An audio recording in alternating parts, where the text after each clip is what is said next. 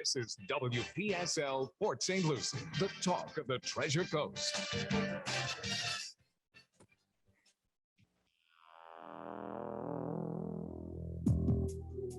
Have you ever walked into a room and felt like something or someone was there with you? Do you believe in ghosts? Is there a way to investigate unexplained experiences? You are in the right place, for Indian River Hauntings presents Encounters with the Other Side.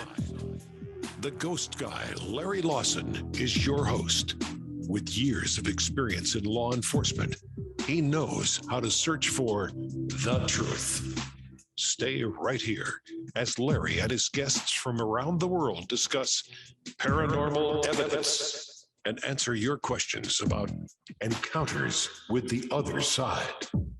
And welcome back to Encounters with the Other Side. This is your host, Larry Lawson, also known as the Ghost Guy. And I'm really happy to be back. And Cliff, this is our Halloween show, isn't it? Oh, yes. Our Halloween show is happening right now. Yeah, our very first one. I'm really excited about that. I do want to discuss real quick or tell you about some of our sponsors, Paradolia Brewery in Sebastian, Cleveland.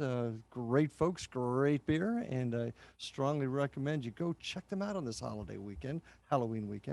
And I want to mention Doodlebug Dowsing, our friends up in Orlando that supply us with all of our dowsing rods. Yes, that's right. Now, how do you listen to us, Cliff? There's WPSL's website. If you go to WPSL.com, there's a red button, Listen Live. That is the TuneIn app that you can download to your phone and listen anytime. And that's the other thing. And you can also get it on Google Home as well as Alexa. And this is a call-in show, folks. So we're hoping that you will call in. This is going to be a great show today. Been really looking forward to it. Our number here is 772-340-1590. That's 1590 as in WPSL. 340-1590 is the number to call in. We'd love to hear from you, I should say. Our website, you can hear more about what we're doing at www.indianriverhauntings.com and www.paranormalfbi.com. And you can catch us on Facebook and Instagram. So excited about that. Are just about done with this Halloween month, and we've been very, very busy. Our November schedule is going to be coming out shortly. We do have 2 benefit events coming up we're doing for some community organizations. We'll be at Captain Hiram's Friday night. All proceeds from that event will be going to the Learning Alliance of Indian River County. Great group of folks that help kids, and there's nothing better than helping kids, is there, Cliff? That's right. And then we'll be at the Tangelo Apartments on Saturday night and investigating that 1921 building, one of the old ones in Vero Beach, and all the proceeds from that will be going to the Indian River Historical Society. So really excited about that. I don't want to waste too much time. I want to get right into our guest. I don't blame you. Yeah. It's an exciting guest this morning. Yeah. My dear friend Christopher Huff from County Durham, England, is joining us today. Chris is he is a medium, but he's also a well-known psychic, at least in my books. And he's also an expert on haunted Royal Air Force air bases in England. And you'd be shocked some of the things that have come out of there. In fact, hopefully we'll be talking about one story I had with Chris over there when we were visiting with him in 2019. That's pretty exciting. But anyway, I want to welcome Chris Huff to the show. Chris, can you hear me okay over there? Testing, 1, 2, 3. Can you hear me, Mother? Absolutely. Wow. Loud and clear from the Excellent. Chris, thanks for joining us today, man. It's been very, very excited about this. You've worked with our team. You do work with our team. You're well known. And how I met you was because of your work with RAF airfields and the things that go on there. Yeah. The frantic phone call from Sherry. Yeah. That's right. Which honest, after a couple of experiences I've had on radio, was very nearly turned down. Well, I'm glad it wasn't, because we've been friends since. I've talked a lot about you to folks and the experience that you have on airfields over there. In fact, I talked to a group last night on tour about, the fact that they had to send some of their young British flyers over here and a lot of folks don't know about that, to learn to fly, because it was tough during the Blitz and whatnot to teach people to fly. Well, not only that, we're only a little island, really. Yeah. We were packed out with fighter bases, bomber bases, coastal command bases, training bases. We just didn't have the room in the skies for very inexperienced pilots making real errors. And so they went to America, where you've got plenty of space in the sky. In fact, most folks don't realize that the 5th British Flying Training School was stationed in Arcadia and Clewiston, Florida, and lost 24 young airmen over here. And that's, did indeed. And that's and I got to say, the folks in Arcadia have done a wonderful job in keeping the gravesite of those young men still in great shape even today. So I just want to give a plug to them. RAF airfields. What a place. I mean, we think of England, we think of castles, we think of abbeys, and certainly I know you've done a number of them. Airfields, why are they haunted? And how long's a piece of string? So how did you get involved in studying and investigating paranormal events at these places? Well, at airfields itself? Yes. Quite honestly, as a 6-year-old, I was dragged around them by my father, who was in the RAF. So we used to go out into the countryside around Essex, Hertfordshire, that sort of area, visiting old airfields. And we get out of the car, little Volkswagen Beetle that he had at the time, and walk around this on the broken up tarmac. And it's an interest that's never left me. And you, at a young age, realized that you had this gift. Well, my father was a medium anyway, so I was sort of brought up with all this. I understand. And whenever I sort of said anything like, "Oh, it feels different," he just would turn and say, "Yeah, airfields do that." I suppose he just didn't want to frighten me or anything. But so, tell us more. Tell us about the airfields in England. You particularly concentrate on the bomber fields. I do, yes, but my first real experience on an airfield, and this is tangible rather than, oh, I feel something, was when I was in the Air Training Corps. Air Training Corps is like sort of junior RAF, 13 to 17, something like that age group. And if you go in there, you've got a certain amount of polishing boots and ironing uniforms and marching and saluting and doing silly things. But it's all good for you. It's very good for you. I'd recommend it to anyone. Made me the man I am today with all my tics and problems. But they also taught you to fly and fly gliders and shoot guns and rifles and read maps and Morse code, everything. It was brilliant. So I was on a gliding course to get my gliding wings. Right. And I was at RAF Debden, which had just shut from the RAF, and it was in the process of being handed over to the army. And they had all the hangars and had the gliders, open top gliders, not these nice enclosed things, open top, wing over the top.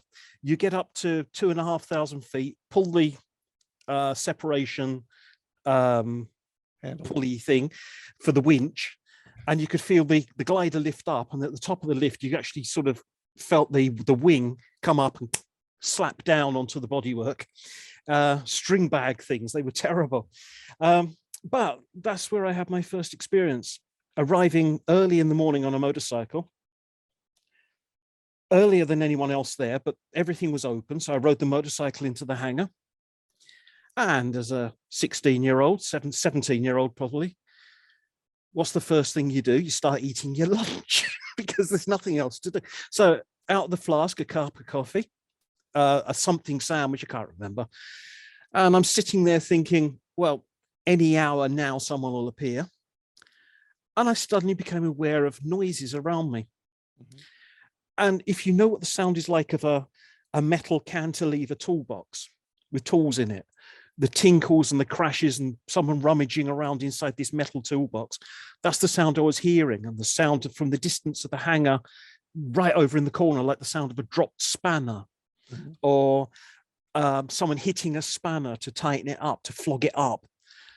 And I was just listening to this thinking, this is interesting. It doesn't sound like the sound of a hangar. Hangars click and they groan and they crunch and they boom as the wind hits the roof and everything. But this was tools.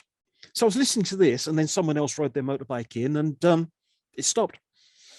And that was my first experience on an airfield, first direct experience. And it just opened the door to many things after that. Have you ever actually seen, you've obviously heard all these noises, but what have you seen on RAF airfields, and does any particular spot come to mind? Seen. Now that's a hard one for me. Okay. That's a very, are you talking about psychic seeing or visually seeing? Either. So the answer to that is yes. Right. Okay. Where do you want to start? Well, that's give me them. And I know most of your stories, but give me your most vivid encounter. And oh my word! Vivid, just the most vivid is probably still the cat. That was so incredible. But if we're talking about RAF personnel, the flight sergeant was probably the most in-your-face experience that anybody could ever have. Go ahead. RAF Tholthorpe, it's just above York. It was a Canadian base during the war. And I'd been invited there by a local group, come along, have a look at this, because the chap was working for the bus company who was using one of the hangars, one of the Romney huts, which they sprayed buses in. Mm-hmm. He wanted me to have a look at this because they'd had the sound of somebody marching up and down in here. They didn't know who was doing it or what was doing it, or we just went in to have a little look at what was going on.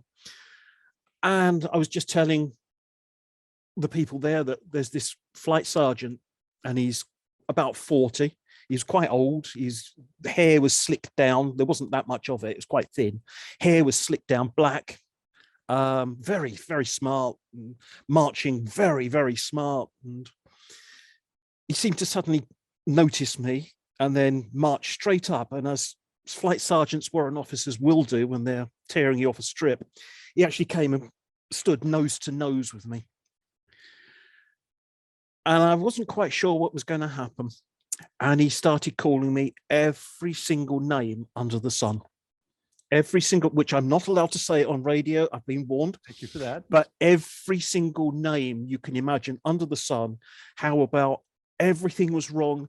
And this was a military base. And why are they allowing civilians on this military base? And nothing is ever done properly here. And so. Now, you saw him psychically at this point. Yeah. Research. Oh, yeah. Right. But then he was getting more and more angry. And looking back with hindsight, I should have just stepped back. To tell you the truth, I should have just stepped back, because you could feel he was getting really angry. And all of a sudden, whack. And I took a cut to my lip. And everyone else in the group could just see it was bleeding. And one of the little kids that we had a little kid there with us, and he can see as well. Mm-hmm. And he said, that man just hit you with his stick. Interesting. So whoever it was had a swagger stick. Something. And after this, the flight sergeant just sort of drifted back off to the corner he was in, marching up and down this side of the hangar, and he'd mutter, and then he just faded away. However, so saying, the week after, the guy that I was invited to Tholthorpe by was working in this same hut, and he took a cut on the lip as well. Interesting. So we think we're pretty sure we know who does it. The flight sergeant. Yeah. Now, in your vernacular, your terms, that would be almost like the company first sergeant that's in charge of what goes on inside that hangar. Pretty much, yes. A flight sergeant is the top of the NCO list is a warrant officer. And then the flight sergeant is under the warrant officer. He has a flight. Mm-hmm. He's in charge of a flight, which is a number of men. RAF airfields, since we're on that subject right now, a place, especially during the Second World War, a place of high emotion. Would you agree? Can be. Yeah. Literally, it depends upon the airfield. Okay. Reading stories of Bomber Command during the Second World War, and I might let the audience know that my father was was an American, but was over in England and attached to Bomber Command. So that's kind of where one other reason why you and I connected so well. But the stories of just sadness, depression, yet camaraderie are pretty common on those fields. Do you think that has anything to do with some of the experiences you've had on the field, in those fields? I said last time that you were over that what I wanted to do was take you to a fighter airfield and a bomber airfield, and you'd feel the difference. What is because the difference is a fighter airfield is jolly hockey sticks. Come on, old chap, let's go down the mess. Let's have a pint or a snifter, and then we'll take off in our Spitfires later, and we'll go and give the Hun a damn good kicking. And it's all light and airy. And did you hear about Smithy? Never heard of Smithy. Forgotten. Pilot killed yesterday, didn't exist. Fighter airfields, all light, no problem. Yeah, you get sadness on them, as you say, but it's not the same. Bomber airfields, they change. You'll be there around dusk. The RAF did not bomb during the daylight hours, not after the first few months of the war, when they took a pounding going over Germany or the Low Countries. And they took off at dusk, usually. And at dusk on an airfield, it changes. You get to dusk and you start feeling excitement. Things are going on. There's a bustle. And then after a couple of hours, it goes very quiet. And a couple of hours after that, at the time when they should be starting to get the bombers coming back, it gets very depressing. And you can actually fit, it's like watching a clock and just hearing tick, tick, tick, tick, as people are waiting to count the bombers back and seeing how many are lost. And by the end of the night, there's just incredible sadness. And this still permeates today on those fields. Very much so. Very much so. If you get the right airfield, if you know where to go, yes, very much so. And people will comment, oh, I won't go. A lot of roads have been opened up across the airfields, which were closed when they built the airfields, and they've just been opened up again straight across the middle of the airfield. People will say, I won't go across that road at night. It's scary. Why is it scary? Why would because of the feelings? It's scary. Of course, you also see airmen, quite a lot of airmen. This is not necessarily killed on the base. They might have been killed in the North Sea, drowning when the aircraft ditched, or over Germany, or simply exploded in the air. But they come back to base and they wander around, and they're happy or sad. Are there still today lots of stories on these sites? How long you got? Well, I did, what was it? Perhaps 60% of what I had in around 2010, and it filled 3 books. Yeah, and the haunted volume 1, 2, and 3 of haunted. Oh gosh, my mind just went blank. Haunted Second World War airfields. Yes, yeah, and of course I have those copies, so I appreciate. Exactly, yes. So my mind went blank there for a moment, but yeah, no, those actually map out a lot of the stories, not only that you've experienced, but that other people have reported. There's a lot of stuff in them, and as I said, it's about 60% of what I had at the time. So it's probably 50% of what I have now. What is one of the most compelling stories? And then I want to get into our story in just a minute, but one of the most compelling stories in your opinion, of visions of airmen or noises, aircraft engines on an airfield? Oh my word. My word. There's getting back to Tholthorpe. Yeah, we got out of the car, and you know what it's like. You get out, and for 5 minutes you're sort of wandering around, going la di da di la. This is a nice place, la di la. Oh well, we better get the equipment out and start setting it up. Before we'd even got to let's get the equipment out and start setting it up, across the airfield above us, invisible, wham wham wham wham, as a 4-engined heavy aircraft flew over. That to me was just that is one of the high points of my investigating career, just to hear a Second World War bomber fly over an airfield. And that's pretty darn common in airfields. There's the BBC did about a 30-40 minute episode on an airfield. I can't remember where it was about, and they sent their reporters there, and they actually were able to record some of this stuff. I can't remember the name of the episode offhand, or what airfield it was, but they had to do with it on a squash court, seeing an RAF officer. Bircham Newton. Where is it? Bircham Newton. It's in Norfolk. Yeah, and the BBC did a whole episode on that, and that was pretty darn fascinating. We're got to go to break in a couple of minutes, but before that, I because we're going to go into another subject when we come back. Our experience at RAF Elvington is something that will stick with me forever. And what happened there, folks, was Chris, my son Ryan, and I were visiting RAF Elvington. Now, Elvington was an RAF base, but it was manned by French squadrons flying an aircraft called Halifax. And but it also had a hangar for 609 Squadron, a Spitfire squadron that defended that area of England during the Battle of Britain. And we're in the Quonset hut, just going through the museum. And Chris, and we're taping this, Chris asks, is there anybody here with us? And I believe it was the spirit box, Chris, that we were using. It might have been. Yeah. It might have been the SB-11. Yeah. Yeah. And we're doing this, and Chris is there anybody here? And we're hearing the sound, we're hearing the name Fury. And I heard the word clearly myself, Fury.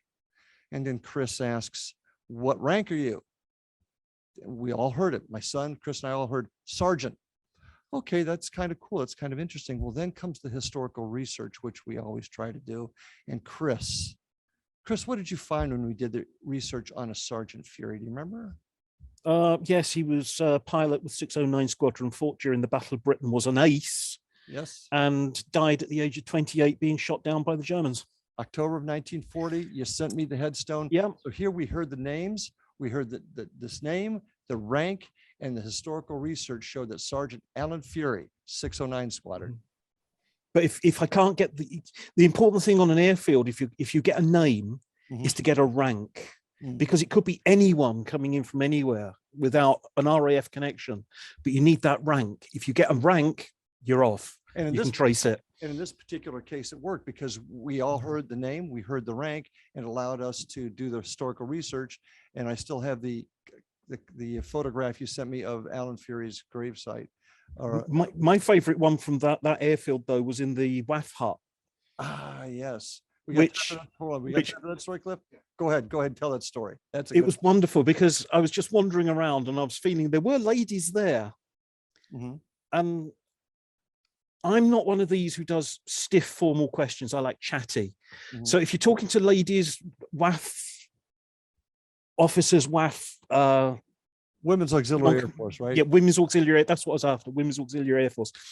I just chat them up and see if I can get a result. So I just said, any of you ladies fancy coming down the pub tonight?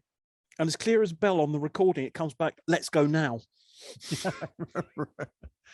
Just so much emotion, so much energy in those airfields. Fascinating study. RAF Haunted Airfields. Chris has written 3 copies or 3 editions of it. You try and find them. They're great reads.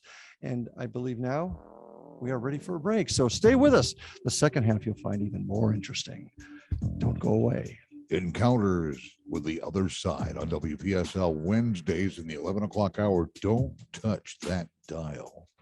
Would you like the opportunity to participate in a paranormal adventure? Indian River Hauntings is your connection for historical walking tours and events with a paranormal twist. Learn historical facts and haunted stories about Vero Beach, Sebastian, and Fellsmere. Guests get a hands-on experience and use investigative equipment to see for themselves what can and cannot be explained. Book your ghost tour or contact Larry Lawson for a custom event at the website IndianRiverHauntings.com. This is WPSL Port St. Lucie, the talk of the Treasure Coast. Well, you just heard about tours that you can take. And now, back to Encounters with the Other Side with the ghost guy, Larry Lawson. And welcome back with my guest today, Chris Huff, dear friend and colleague. I don't mind calling him that because we've certainly done a bit of work together. But Chris, one of the things, we're getting away from the airfields, which is how we got to know each other, but you're now pretty much involved with some of the stuff that I do here with your abilities via Skype. Now you're in County Durham, England. Can you share with us exactly where that would be on the map of England? You're coming to us from England now, I might add. Yes, exactly. If it's just down from Newcastle upon Tyne and 300 something miles up from London. So you're quite a ways up there. And once again, the north. The beauty of modern technology, you're able to join us, and it's what, 5 hours difference there. So I do 5 hours difference. Yeah, we're 5 hours ahead. This makes such a difference from your starting at 11 o'clock at night, and, or rather, you start at 7 and me start at 11 and 12, and yes. Because we've done that on many occasions. Chris, you have become a part of our team, and a real important part of what we do. We're doing something a little bit different than any other team that I'm aware of does at this point anyway, and that's you join us on our investigations via Skype. Mm-hmm. How do you do that? People are going to say, wait a minute, he's in England. How can he join us via Skype? Well, I've told you before, I don't know. I haven't got a clue. It's above my pay grade, old chap. I don't know. I just thought, can I do this? And yes, I can. And we've had some pretty significant success with this. And I'll be honest with you, as a cop, I didn't think it was possible. Now, and Chris, you and I've had this discussion, so this is no big surprise to you. Getting used to working with mediums was difficult for me because I can't put my finger on that. It's not tangible evidence. How does this happen? And over the years, some significant events have happened. You getting to know you, certainly being one of them. I've changed my mind. I've opened my mind, I should say, a little bit. And now you're joining us via Skype on our investigations. And I don't think any other group that I'm aware of is doing that, and certainly not doing it with the success that we're having. Tell us, folks want to know what you see or hear. Now, you've explained it to me. It's hard. It's really hard. It's really hard because it's not like me seeing you here. Mm-hmm. Well, it can be. Honestly, it can be, but it's not often. And I haven't had that on Skype walking around as such. It all takes place in the mind, in the imagination of the mind. That's where the images come. The images can be like watching a film. Can. Alternatively, it can come as flashes. Click, click, click. Lots of images. And then you're trying to make sense out of what on earth have I just seen? And then you pull it in and you concentrate on it, and it gets a bit stronger. And especially if you ask someone, is a name relevant? And they'll say yes. All they have to do is say yes. I don't need to know the details, but that makes the contact stronger. The one thing I will say is when we do all these sessions, I just appear when you're there. I don't know where you're going. Exactly. I have no contact with anyone else on the team. I'm wearing headphones, so they can't even... I'm wearing headphones. They can't hear me. I can't hear very much of what's going on. So I'm just telling you what I'm picking up on. Mm-hmm. So it's a double blind technique that we're using. There is no input for me for somebody to sort of, you do see this cold reading amongst some of these TV types where they're giving off, oh, I can see see this man. Has anyone lost a man into the spirit world? Oh yes, and he was 40 something, maybe 50 something. Mm-hmm. Well, he might be 60. I don't do that. It's a case of I'll tell you what I see, and if it's not, then it's just somebody who's wandered in. Yeah, you don't even do those types of readings. No, and it's not your gig. Now, and would it be correct for me to say that occasionally you'll see a face, or you'll be able to identify something, even get a name, as we have found out. But generally speaking, would it be safe to say you mostly see images or symbols? Is that a good way to? They get the message over however they can. Mm-hmm. That's the best way of putting it. Sometimes I can see them. Sometimes they let me know that I'm not welcome. Sometimes they get very, very friendly, as we've found out at a certain location. Yep. Sometimes, like the coffin, which I'm sure you want me to talk about, is just an image. Right. They're telling me everything I need to know in one image. And the image on that, I was sitting in this room, or rather, shall we say, the laptop was in the room with me seeing the room. Right. And I saw a casket, posh, very, very posh casket with brass handles down the side. Larry comes back in, and I said, "You're not going to believe this. I've just seen a coffin." And over to you. You tell them why. What Chris did not know was that just a few months prior to that, a member of that household had passed in that room. And that's a great example, I think, of you not saying, "Hey, somebody passed here," but a symbol that shows it. And it was a coffin, and you did not know. You had no idea that somebody had passed in that room. I honestly, at that point, I didn't even know where we were. No, well, you never do until afterwards. The only thing I can honestly say is it's probably in Florida. Yeah, that's probably a good bet. But probably the other really amazing thing of that was you gave me a name, and that name was Lucy. Yeah, another person in the room with me. That was one which was, I literally heard in my mind the name, young female voice say, Lucy. And you said to me, "Larry, we were just already actually cut the connection at that point, so I could get on with the rest of the investigation." And you just stopped me and said, "Larry, who's Lucy? Who's Lucy?" Yeah. And I turned to somebody else in the room at that time who was connected with the family, and I said, "Do you know who Lucy is?" And this person's eyes got about the size of saucers, and just nodded their head yes up and down. And after I cut the connection with you, I didn't even tell you about it then. It was until later. Found out that Lucy was a family member who had passed away in the front yard back in the 60s. Mm-hmm. Now, I find that fascinating because Lucy is not a real common name these days. You had no idea what it was, but what it meant, but it had a direct connection to the property. So I thought that was pretty amazing. That's some of the really interesting things that you and I have encountered on this, and really has changed my mind. I can't even begin to fathom, Chris, how you do it or how it works. It's just above my pay grade, if you will. Yeah, I think anybody who says they're an expert at this is lying. Absolutely. To tell you the truth, because and I firmly believe that as soon as you think you know what's going on, they'll change the rules anyway. Mm-hmm. Mm-hmm. If you start getting too big for your britches, they're going to cut you down.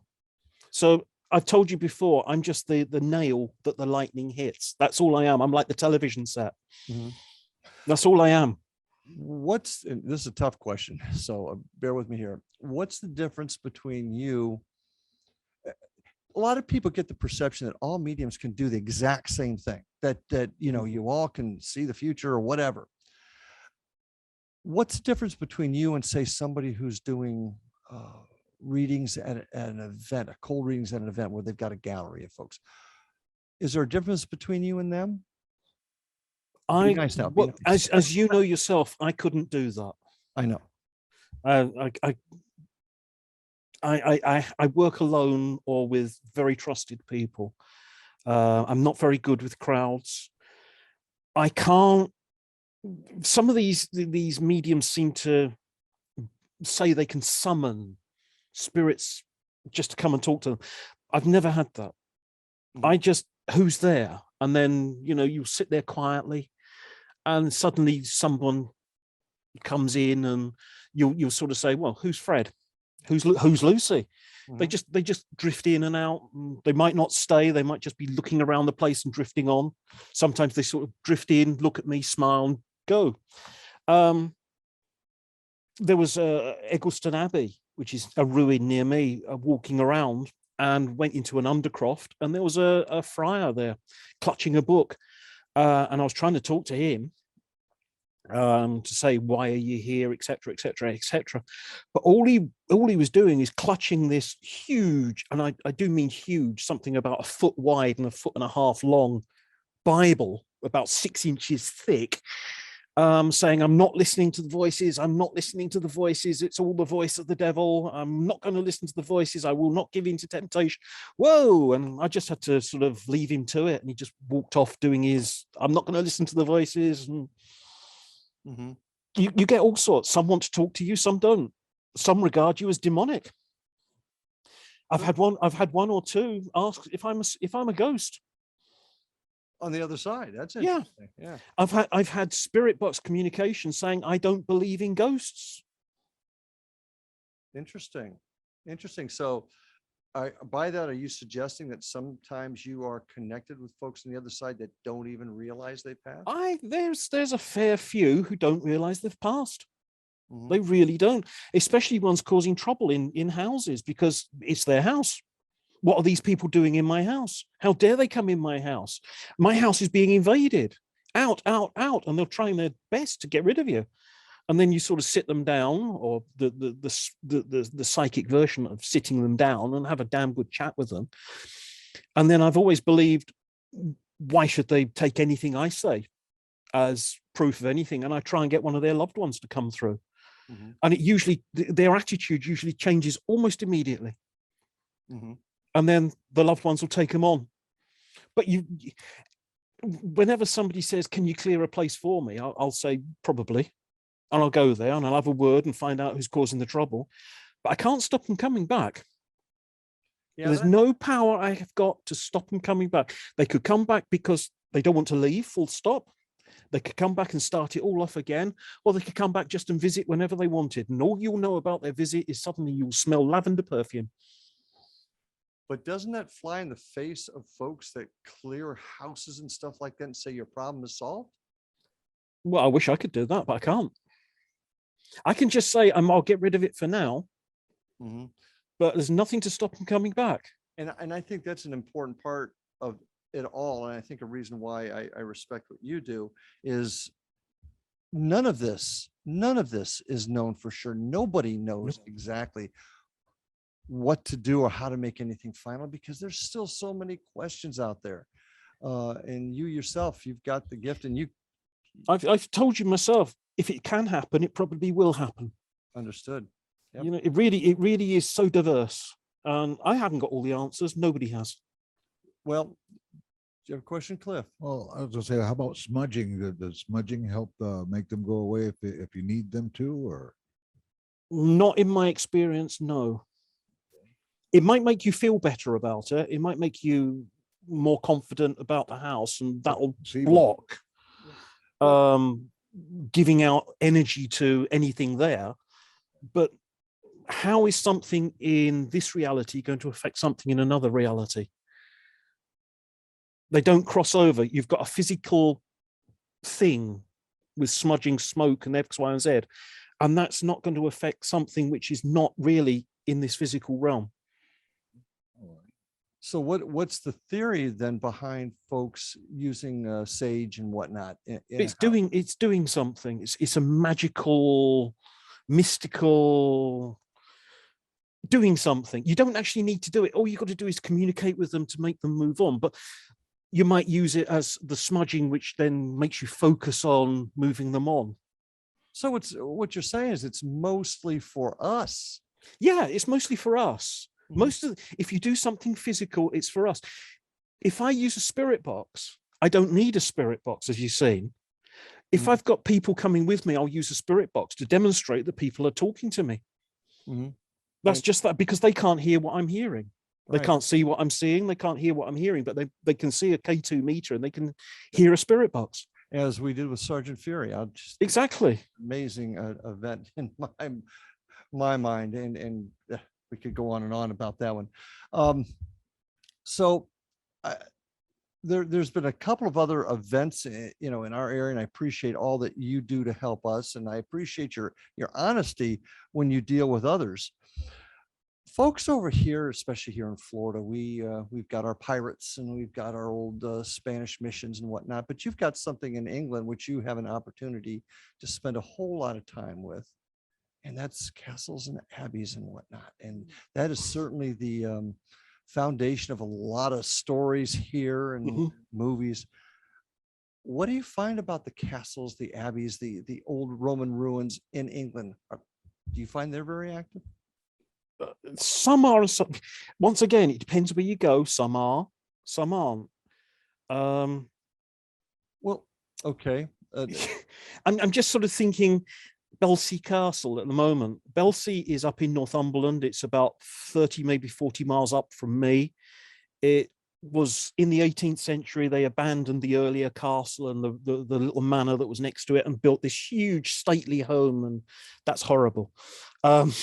So we go to the castle, and walking around, I went straight through the door of the castle, and there's this chap who's about 5'6". He's quite small, very grubby, very sort of whatnot, and he gave his name, and I can't think what it was offhand, but then he just sort of retreated off into the background in this little watch room, and he didn't want to know. So, and then I was walking around, and up on one of the higher levels there was someone who was quite aristocratic in his bearing, and words just came through very clear.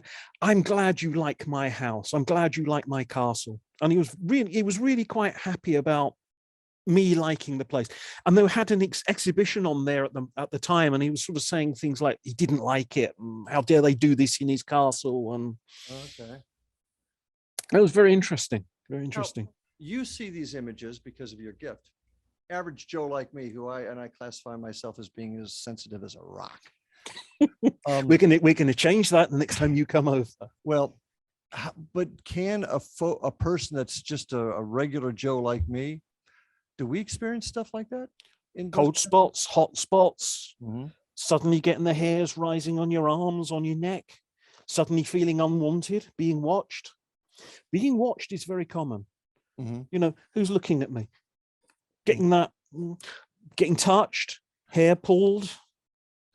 When you've been there with other folks, and knowing that you don't, usually you work alone, but when you have been there with other folks, have they seen anything that you felt or seen or at the same time? Have you ever run into? I'm trying to think of good examples. Think of the battlefield one. The battle, go on, remind me. They saw the horses running across it's the large battlefield not too far. Marston Moor. Marston Moor, that's it. 1664, 1644, Battle of Marston Moor, just to the west of York. A huge defeat for the Royalists. The Parliamentarian force attacked just about nightfall as the Royalists started eating dinner. Huge bloodshed. Huge. It was like it was like Gettysburg. It was the equivalent of Gettysburg. The Newcastle's Whitecoats, which was a regiment which is formed up here, Royalist regiment, refused to surrender, and they literally died where they stood. Mm-hmm. I think there was just a handful left of wounded men who were captured at the end. The rest of the regiment died where they stood. They don't know where the bodies are buried. They haven't found the burial pits. The place is incredibly atmospheric. Figures have been seen in the ditches in English Civil War costumes. And I'm not talking about reenactors. I'm talking, they've gone through there at night in their car and they've seen figures in English Civil War costumes with muskets or swords or pikes. They've seen troops of horsemen riding through. There's a horseman which rides through on the ridge above the battlefield, which has been seen many, many times. One of the places which is very haunted is called Bloody Lane, which goes right across the battlefield. So like a farm track, goes right across the battlefield. Mm-hmm. If you go up there on the eve of the battle, especially, but at dusk, you walk up this track, it is very uncomfortable. That is the best word. It's uncomfortable. You feel sadness, you feel being watched, you feel anger, you feel pain, you get all sorts of symptoms. So we'll go there next time you're here. Okay. I don't think we've mentioned this before. I don't think we have, but there was a famous picture taken at, I want to say maybe King Edward's Castle, but it was taken about, 10 years ago. And it shows, it's a video, a security video showing doors opening and a hooded figure there. Windsor Castle. I think that's a hoax. I think that's a fake. I'm pretty sure that's a fake. Yeah, it doesn't ring right with me at all. Okay. When you have a castle, an abbey, an RAF airfield, a stately home here in Florida, and you encounter somebody from the other side. Is it always the person that lived there? Nope. Could be Fred Bloggs from up the lane. If you go there and you start doing psychic work, or if you even start doing lots of investigations, you're still developing a contact with the other side. You'll put a light on. On the other side, there'll be a light. And they're attracted to the light like moths to a candle. They really are. And they'll come in and see what's happening, especially if there is a chance that they can get a message through to a loved one, or just even to say, hey, I'm still here. But it could be Fred Jones from the village. It could be someone from miles away who's just seen the light and come in. But what I can see what you're angling at here, and I'm trying to get there in a roundabout sort of way. It's that although the castle was built in 1000, and King John stayed there in 1215 or whatever, and it had a siege during the English Civil War, and it was eventually knocked down and is now a tourist venue. People go with preconceived ideas that anything that they see, anything they hear must be King John. Okay. And it's not, because it could be anyone from 1066 or earlier, because what was there before, right up to yesterday. It could be anyone in that whole range of dates. And to actually make this assumption that, oh, I'm at the Tower of London, this must be Anne Boleyn because she was executed here. You can't do that, but that's what happens. And then you get these writers of ghost books, and then you get it all fantasized with a story that comes in to account for the monk that walks through the wall. You know, he must be walking through the wall because he's in torment. Why is he in torment? Oh, he had an affair with a woman, and it goes on, and there's no evidence for it whatsoever. But these tales spread, and the tales get bigger and bigger and bigger as time goes on, you know, because it starts as, you know, someone's seen, and then it happens on a thundery lightning night, and it's always accompanied by the rattling of chains, and it goes on and on and on. But it could be just somebody that simply was there at one point. It could be somebody there. It could be somebody just walking through. Well, I oftentimes get questions, well, how can this house be haunted? I'm the one that built it. Nobody's died here. I'm the only one that's lived here.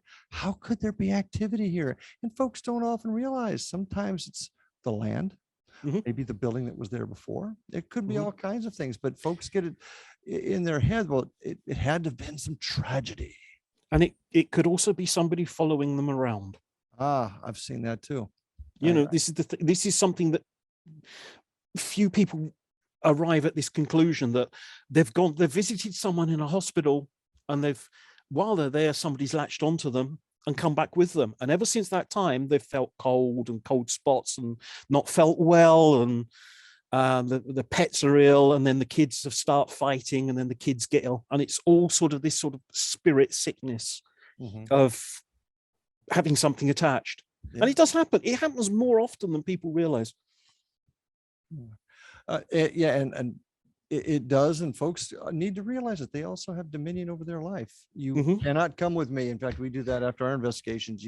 Nobody is allowed to follow me. Nobody is allowed to come home, because folks don't realize they have dominion over their own life and can to some degree control a lot of that. Have you dealt with many people yourself, or helped people that may have had those types of connections? Most often it's you'll get this tale, you know, that like the tale that mechanics will understand this one. Oh, a friend came over and had a go at doing this, and he's made a mess, and can you fix it for me? Well, you know, the mechanic knows, full stop, you've done it, but you're not going to own up. See, I get the same sort of thing. I get a cock and bull story about something. And then as it goes along, the truth comes out, and they've played with the Ouija board or something along those lines. And invited something in they shouldn't. I invited something in and not closed it down properly. And then you give them a lecture. You say, don't play with things that you can't control. You'll set the world alight if you do. Yeah, I'll never do it again. Sorry, sorry, sorry, sorry. You clear it out. It's all back to normal, and they'll go and play with the Ouija board again. Well, in our last couple of minutes together, I think this is an interesting meld, you and I. For me, I'm a guy that looks for evidence, trying to find out what this strange phenomenon is, and you deal with the other side, things that I can't put my fingers on, and we have done a pretty good job of trying to bridge that gap. At least we're not butting heads. Yeah, that's I think you've got a better understanding. Yeah, and I don't need to find the evidence. I don't need the proof. It's there in front of me. And we continue to find that bridge to allow that evidence to seep over to my side. And yeah, if I can get, I always try to get the information you need. And been very successful. I wish we actually had more time, Chris, to talk about the many things that you and I have encountered and the evidence that I have obtained that you really are seeing something, and it's all based on historical research, which is a big thing with me. You know that. Mm-hmm. But I want to thank you again for joining us today on our very first Halloween special. I hope the very first of many. Folks, Chris and I also do a YouTube show. We're hoping to do our next one very soon. It's just him and I chatting on YouTube, and that's called On the Air with Indian River Hauntings. So join us for that. And Chris, thanks again for joining us. Unfortunately, we've run out of time. We always do. We always do. So thanks for joining us from England, folks. This is Encounters with the Other Side with your host, Larry Lawson. Please join us next week when our guest will be discussing Bigfoot. Ooh, that'll be fun. All right. So until next week, folks, thanks for joining us. Stay safe, be careful, and we'll see you on the other side. And don't miss that next exciting episode of Encounters with the Other Side. 1 week from today, 11:05 till noon, every Wednesday, right here on Digital 1590. The talk, and I do mean the talk, of the Treasure Coast.